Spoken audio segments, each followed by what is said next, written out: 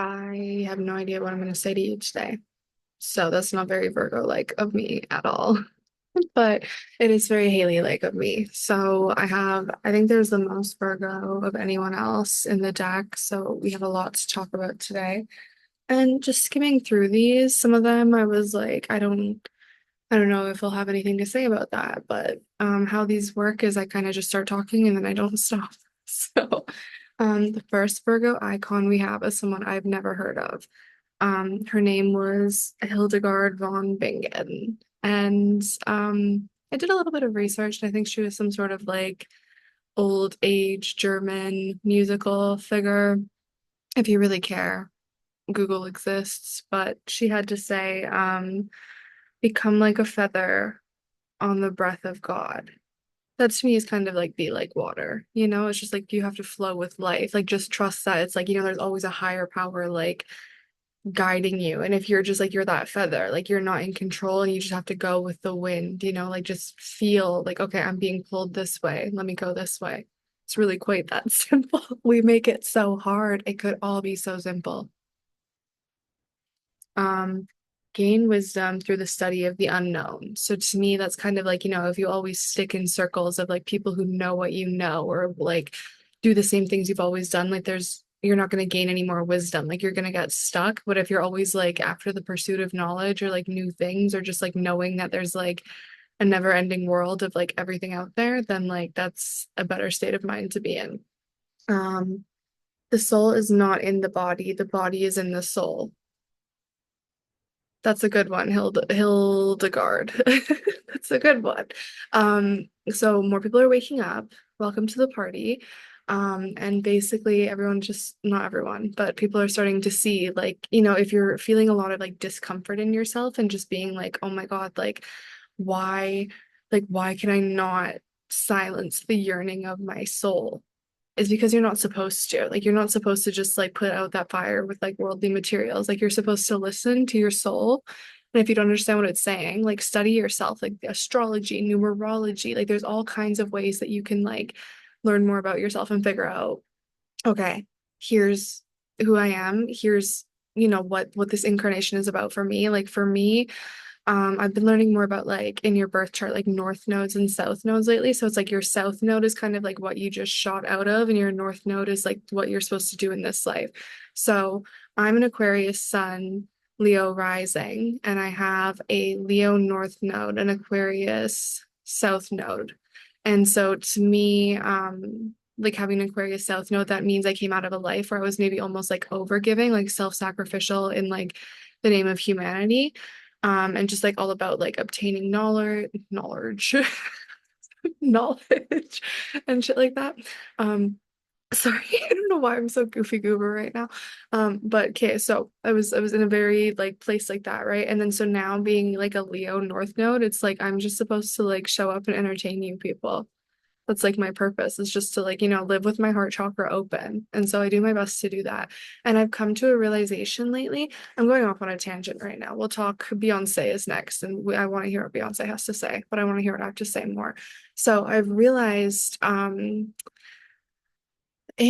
okay, so I have only dated one person seriously in my life. I'm 25 years old, and this is when I was like 19 years old. And it wasn't even like that serious of a relationship, you know what I mean? But it was like, I felt a lot of feelings. I'm a very deeply feeling person.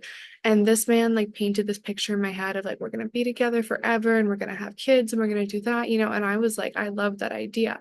And then when it was ripped away from me, I think part of me, I just became really jaded and I was just like, oh, well, like I'm not worthy of that. Like I'm never gonna have that kind of relationship. And so I was just settling with, I was like, oh, the most I can get from anyone is like sex. And then maybe if I give them that, then I'll be able to get like the house and the family and the kid. But like that's the wrong way to go about it, girl. So yeah, I don't even know how I got to that point, but I've been realizing that and that's what I've been healing in myself. So I had to realize like I am worthy of love. And I am worthy of all the things that I want. And like it is possible for me. And like the more I leaned into that, it's like it literally like I'm not saying I'm like married with kids right now, but it's just like the universe starts shifting things in your favor, okay? When you leave yourself open to it and you don't think that you know the way forward, like you don't assume that like I'm gonna end up with this person, I'm gonna do this by this age and whatever. It's just like you just have to, just all about feeling your way through it, I'm having a really good time. Like literally like 2, 3 weeks ago, I was like, holy fuck, I'm in the trenches. And now I'm like, oh, this isn't so bad. Like I'm seeing my way out of things again, and it feels good. Um, okay. Beyonce, I don't this is like the wax figures of Beyonce though, you know, like the Madame Tussauds ones. It's like none of them actually look like her. Like who is this woman? Anyways, okay, so Bay says confidence can be the most powerful aphrodisiac. That's true.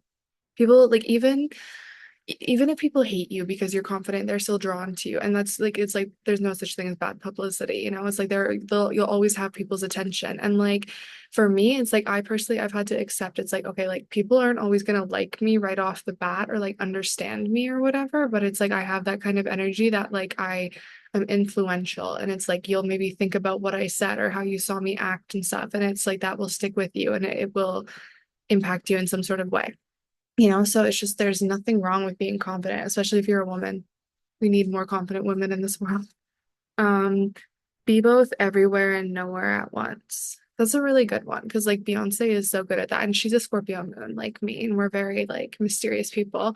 Um, so it's kind of like Beyonce is a person, like you can always feel her presence, you know what I mean? Like she's like the biggest fucking name in music, but it's like she still has that like anonymity and privacy. There's still so much we don't know about her, like what she does on like a day-to-day like basis. Like there was this one photo I think like last summer, her and Jay-Z fucking playing Uno, like out in Paris somewhere, like just out at dinner, and people were like, "Oh my God, like she's a person just like us." Like, yeah, she is, but it's like we don't get to see that side of her, so it's like so shocking.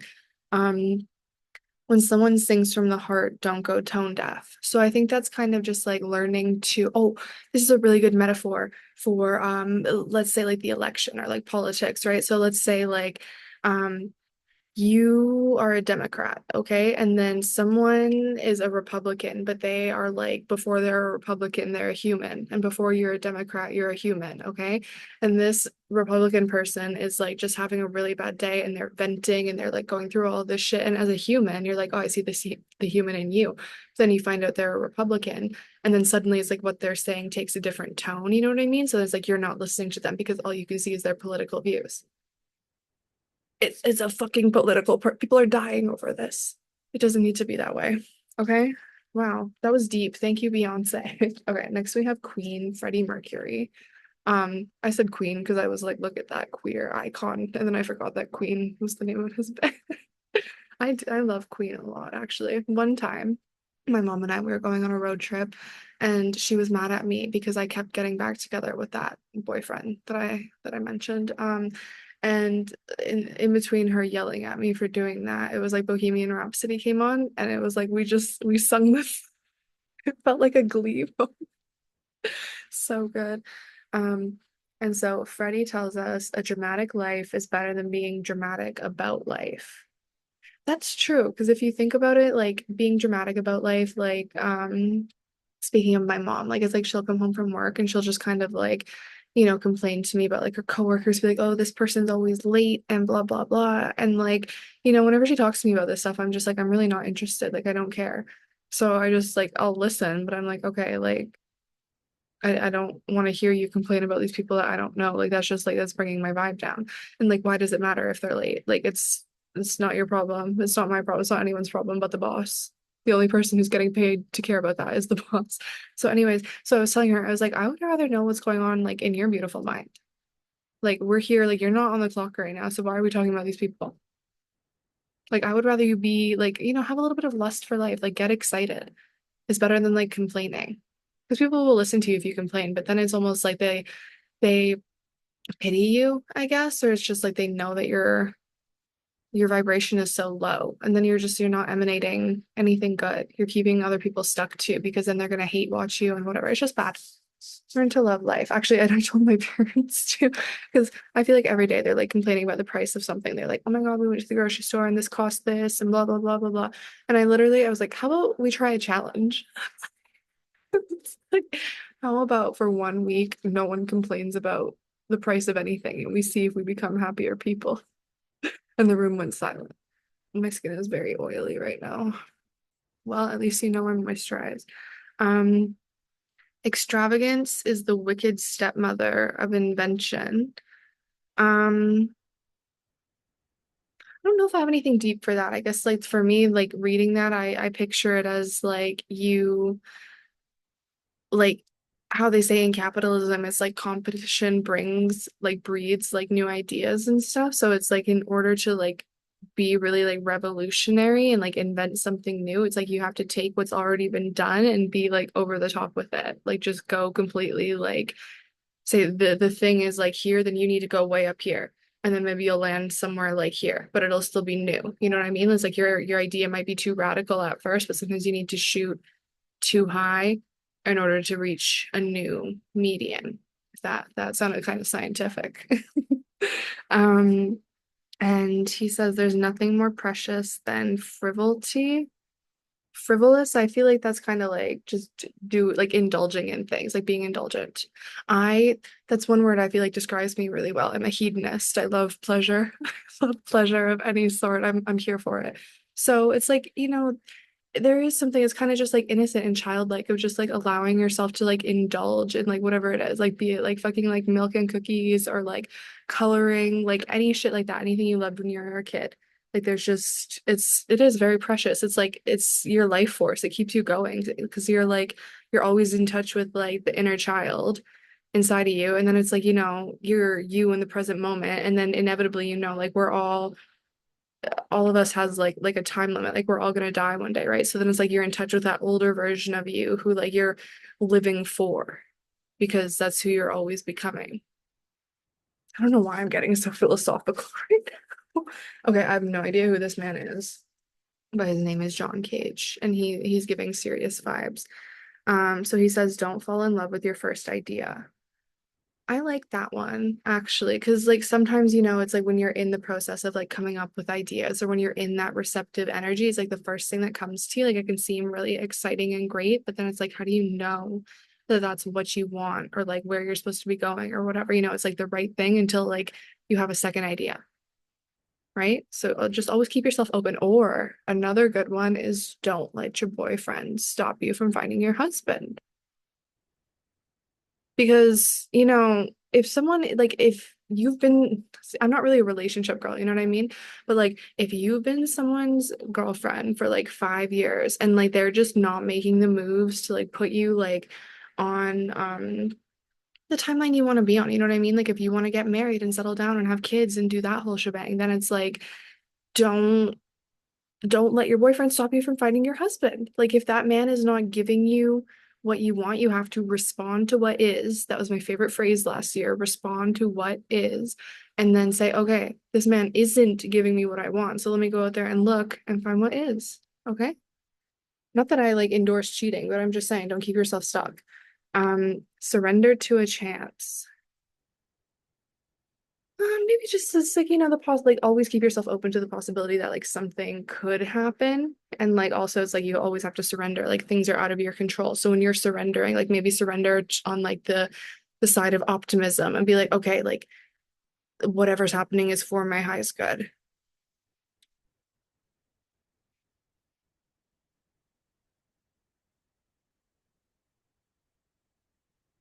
I think that was just my mom coming out of her room. Sorry, I had the most dramatic reaction. Oh my God. And he says, all great art contains at its center contemplation. So I think that's just saying that, like, all the really good art, like it's not just like thoughtless, like it wasn't just like made um to make money or whatever, like it was made like to invoke a feeling or to make a statement or something, but like it's not, there's a why behind it. And that goes for everything in life. Like anything great that you do will have a really good why behind it. This one is my queen, Amy Winehouse. God rest her soul. So she says, learn to love your truant heart. So for me, I really like that one. I think that's kind of like, um, we're all flawed human beings at the end of the day. You know what it is? You know what I mean? And it's like even if you have that like thing that like say you keep going back to, like that's your vice, that's your bad habit, whatever, like you can't hate yourself out of that addiction. um you have to like love yourself and see yourself, be like, okay, like I am human, And I love that about me. And like there is going to be a way for me to work through this, but it's like you can't hate it.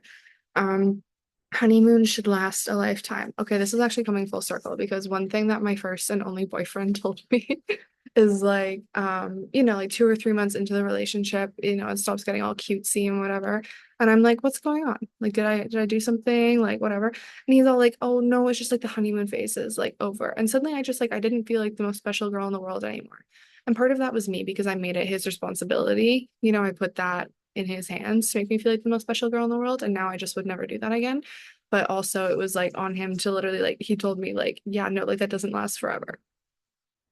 Bitch, it will it will when I decide I want to settle down because that's that's me, like that's my version of like responding to what is. Like let's say I tried to make it work with him and I did. I was in this cycle of insanity for so long, like begging him to like love me in a way that I wanted to be loved, but like he wasn't capable or just didn't want to give me, So like instead, I had to learn to let it go and I held on with like claws. I did not, that was very hard for me to let go of, but I finally did and I'm a better person because of it. And I just like, yeah, the other day I felt like I was having a crying session with that version of me. Like it was so cathartic. It was like me and 19-year-old me were like screaming into the void together because we were just crying and processing all of these things. Like everything that's happening right now is very karmic and fated. I like it. Um, and this also says treat your scars as your best feature. So that's like don't feel ashamed of like your past.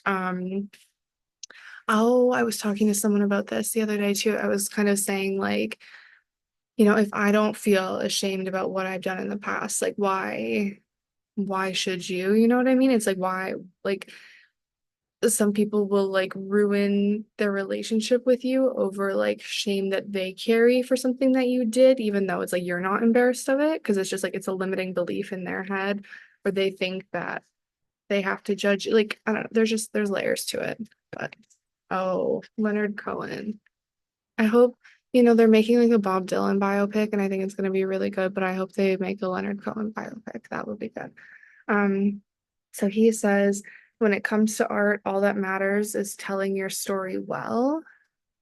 And I think that's true. Like if you have the capacity to like tell a story, because like it's a gift, like and I mean I have that gift, so thank you, ancestors. But like if you have the capacity to like make people listen to you, like that's really important. But it's like it's a power because say you're like Donald Trump, like he's people will listen to him, but it's like you're half of what he spouts off is like stupid bullshit nonsense.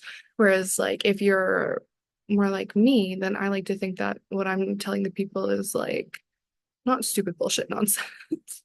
It's art, even if it's just me talking to my computer.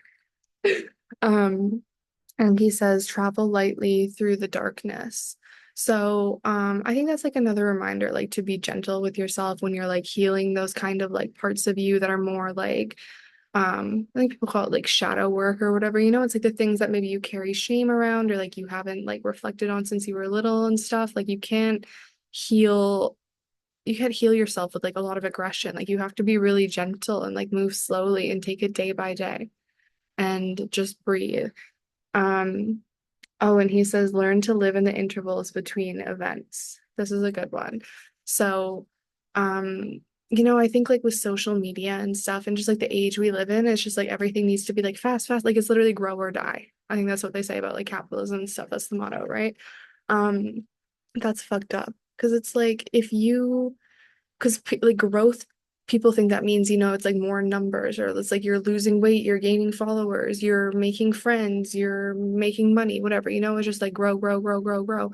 But like growth is just like there is growth in being, there is growth in like resting and like reflecting and like letting life unfold instead of trying to make life happen, because when you try to make life happen, like that's when it gets weird and like fucked up. But if you just like go with the flow and trust the divine plan, then you're like, you can't go wrong. You'll be at peace. You just have to trust it. And when it shows up, it's so funny because you're like, is this actually happening?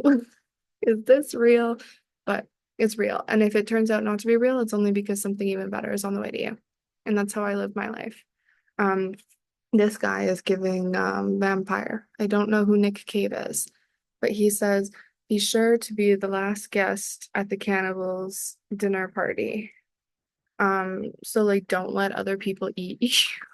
I guess is what I'm getting there. Like, um, it's a dog eat dog world. So make sure you come out on top in whatever that means to you. Not like outdo other people, but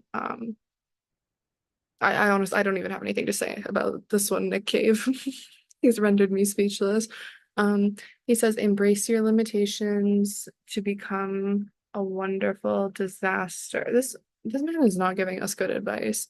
But this, okay, his concluding statement. I do like this one. He says, waiting for inspiration is just waiting. Because then, it's like you need to find it in any, like, having the eyes to see it.